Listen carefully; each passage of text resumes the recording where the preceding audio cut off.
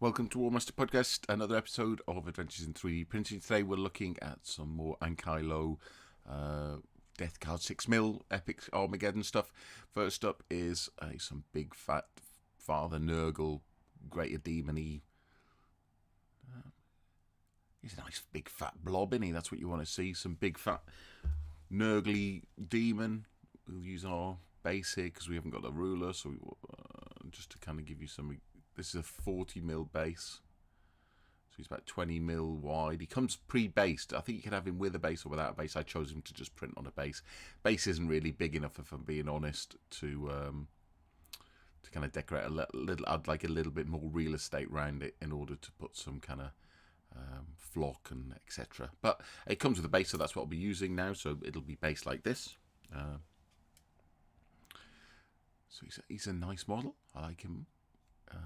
I don't know how many I've printed two. I X-mirrored them as usual, so there's a guy with the sword going the other way. I can't imagine I'll use two, but when you're printing a bed, sometimes it's easy just to duplicate an X-mirror and just print a couple of copies off while you're doing it. And then if also that kind of builds a bit of redundancy, because if one particular model fails on the print, you still got a backup copy. So that's what I tend to do. I tend to, whenever I'm printing big stuff like this, I print two of them and just X-mirror it. We did the same for this Titan here. So Titan is about twice the size of this fella. Get in there. And he's got a couple of arms. You can see if we can get those to go in. I think we did quite... which way round did they go? I think the arms are quite similar. But I think the holes might be a different size. So does that go in there? Yeah. So one goes in this side, this one goes in this side. Okay, and this is our fella here. So a nice bit of design for the old holes and pins. That's nice. That'll give a nice secure fit with a bit of super glue, so you won't have any issues once it's in place of it coming loose. And you can. It looks like there's you can force them in. It might be tight, but you can definitely force them in without too much issue. So I get, as usual, I printed two of these. The basing, I don't know why I had such issues. Maybe there was some supports from maybe tusks and stuff that protruded outside this, because I got the one that was pre-based as well. So, but then you had to kind of snap it off a little bit because it was over. It was kind of attached to it. So I'll clean those up with a pair of scissors or pliers.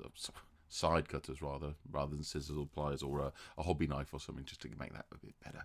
And the base here is, if you look here, the difference between the basing, there's a lot of real estate here to do some basing on, where there's not much here. So maybe this could have done with a slightly bigger base, if I'm being hypercritical, which you can't really be for a set of STL files that cost €5. So I try not to be. But I do like to point out bits that I think that could be improved, because I don't think it would be a particularly big job to put a bigger base on that, because I think the file is supplied without the base anyway. So if I could be bothered doing it, I'd do it myself. And then finally, we've got a flying Nurgle character demon here with I guess that's some kind of storm bolter or something, or combi bolt. That's storm bolter, isn't it? And a wicked looking scythe. Yeah, that's excellent. And some these wings will come out really quite well, I think. Yeah. Don't know how you fly with those many holes in your wings, but I guess everything in this chaos is kind of magic-y. We've got some skulls down the bottom there. It's always important. I think they're skulls. It's always important to have some skulls if you're dealing with GW type stuff. And skulls on his arms. Yep. Good. Oh, a nice spiky shoulder pad here. Yeah. All in all, that's a nice looking miniature.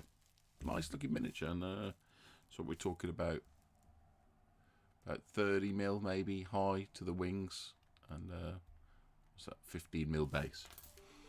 Okay, so one more to record. This is the end of number 2, and then that's probably the end of my Nurgle run, or Death Guard as they're called now. Run for the time being, and we'll move on to something else.